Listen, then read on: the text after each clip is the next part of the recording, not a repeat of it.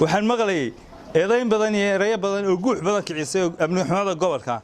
yaa amni xumada gobolka iska leh labada beelood waa qaawayihiin oo waa dayacan yihiin oo isku dhinteen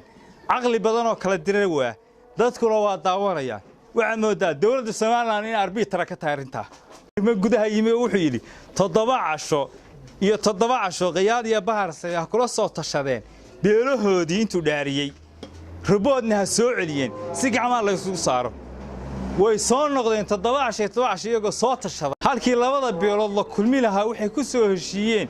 laga amba qaadi lahaa xukuumadda iyo shacabhaan wasiirkii wuxuu sii socday Hargeysa ilaa hadda waa baaqi dagaalkiin halkiis buu ka bilaabay marka Soomaaliland baa isku dirayso ha u baahan xal nabadeed iyo xasaasiyad lagu soo dabaalo nabadooda Soomaaliland baa isku dirayso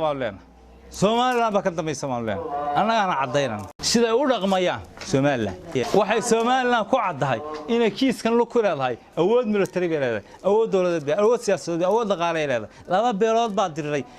ciidan foyntii ka dhacday saacad ku dhameeyay tii guumeysay saacad ku dhameeyay warta koonfurta hawd midaan tor lahayn baan dawlad lahayn ba